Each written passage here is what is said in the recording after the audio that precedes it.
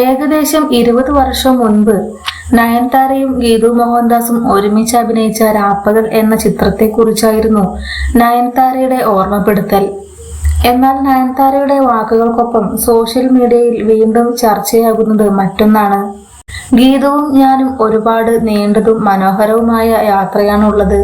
ഏകദേശം 20 വർഷം മുമ്പ് ഞങ്ങൾ ഒരു സിനിമയിൽ ഒരുമിച്ച് അഭിനയിച്ചിട്ടുണ്ട്.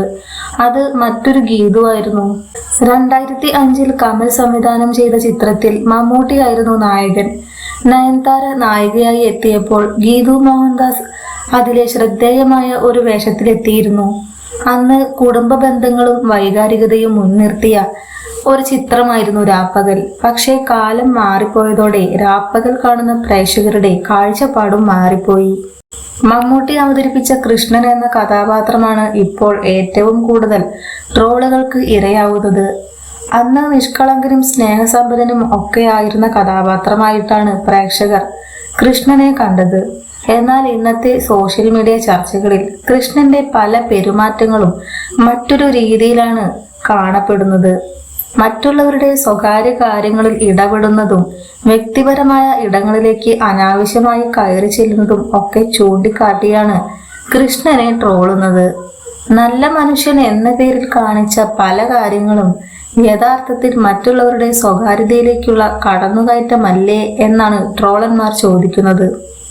കൃഷ്ണനെ മാത്രമല്ല, സരസ്വതിയമ്മ ഉൾപ്പെടെയുള്ള മറ്റു കഥാപാത്രങ്ങളെയും സോഷ്യൽ മീഡിയ വെറുതെ വിട്ടിട്ടില്ല.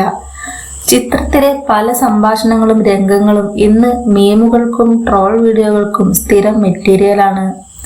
ഒരു കാലത്ത് കുടുംബ ബന്ധങ്ങളുടെ മഹത്വവും ത്യാഗവും ഒക്കെയായി ആഘോഷിക്കപ്പെട്ട രാപ്പകൽ ഇന്ന് മലയാള സിനിമയിലെ ഏറ്റവും കൂടുതൽ ട്രോൾ ചെയ്യപ്പെട്ടുകൊണ്ടിരിക്കുന്ന ചിത്രങ്ങളിൽ ഒന്നായി മാറിയിരിക്കുന്നു.